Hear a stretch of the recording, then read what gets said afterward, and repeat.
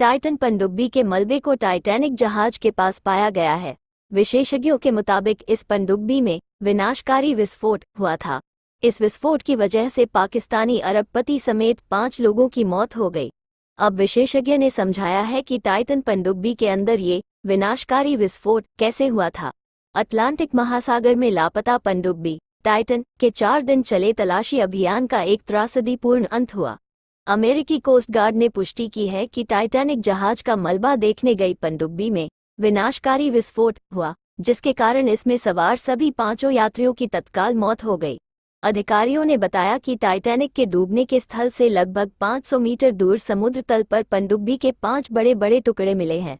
इनका मिलना पहले दिए गए इन समाचारों से मेल खाता है कि टाइटन जब पानी में उतरा था, उसी दिन अमेरिकी नौसेना को एक विस्फोट जैसा जोरदार धमाका सुनाई दिया था।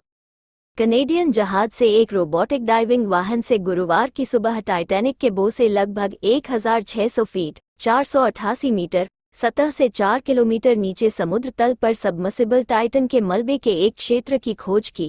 उत्तरी अटलांटिक के एक सुदूर कोने में अमेरिकी तटरक्षक रियर एडमिरल जॉन मॉगर ने संवाददाताओं से कहा, अमेरिकी कंपनी ओशनगेट एक्सपीडिशन द्वारा संचालित टाइटन पनडुब्बी रविवार की सुबह अपने जहाज से लगभग 1 घंटे 45 मिनट बाद संपर्क टूटने के बाद से लापता थी, जिसे दुनिया के सबसे प्रसिद्ध जहाज के मलबे के पास लगभग 2 घंटे तक रहना था। तटरक्षक अधिकारियों ने कहा कि 22 फुट लगभग 6.7 मीटर लंबी टाइटन पनडुब्बी के 5 प्रमुख टुकड़े इसके दुर्घटना के बाद बचे मलबे से बरामद किए गए, जिसमें पनडुब्बी के पिछले शंकु और दबाव पतवार के 2 खंड शामिल थे। इसके अलावा तटरक्षक बल की प्रेस कॉन्फ्रेंस से पहले ही ओशनगेट ने एक बयान जारी कर कहा कि टाइटन पर सवार 5 लोगों में से कोई भी जीवित नहीं बचा है, जिसमें कंपनी के संस्थापक और सीईओ स्टॉकटन रश भी शामिल हैं, जो टाइटन का संचालन कर रहे थे। नौसेना के समुद्र तल सेंसर ने उस क्षेत्र में विस्फोट का पता लगाया था जहां पनडुब्बी का अपने मुख्य पोत के साथ संपर्क टूटा था। उस समय विस्फोट के बारे में बताया गया था कि यह निर्धारित नहीं था। विनाशकारी विस्फोट क्या है? हम ऐसा मान सकते हैं कि विस्फोट उसी दिन हुआ जिस दिन पनडुब्बी पानी में उतरी थी, लेकिन संभवतः यह उस समय नहीं हुआ जब उसका अपने मुख्य पोत से संपर्क टूटा था। लेकिन ऐसा क्यों हुआ?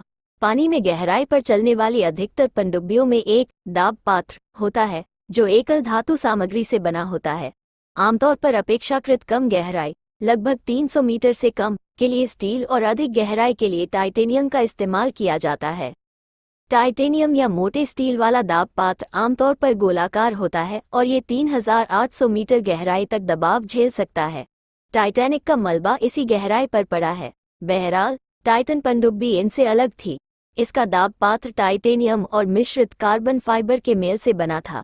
यह इंजीनियरिंग के नज़रिए से कुछ हद तक असामान्य है, क्योंकि पानी में गहराई तक जाने के संदर्भ में टाइटेनियम और कार्बन फाइबर काफ़ी भिन्न गुणों वाली सामग्रियां हैं।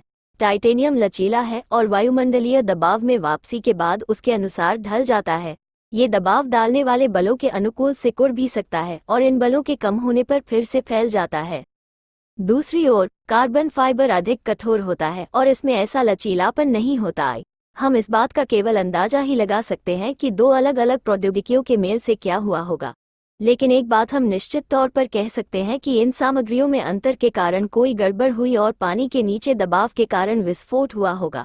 सटीकता से डिजाइन किया गया एवं निर्मित और पुख्ता जांच परख के बाद तैयार दाब पात्र सभी दिशाओं से पड़ने वाले समग्र दबाव को झेल सकता है। ऐसी स्थिति में उपयुक्त सामग्री से निर्मित पनडुब्बी गहराई में आवश्यकता के अनुसार सांस ले सकती है, सिकुड़ और फैल सकती है। टाइटन में विस्फोट का अर्थ है कि उसके साथ ऐसा नहीं हुआ। इस विस्फोट के कारण उसमें सवार सभी यात्रियों की 20 मिलीसेकंड से भी कम समय में मौत हो गई होगी।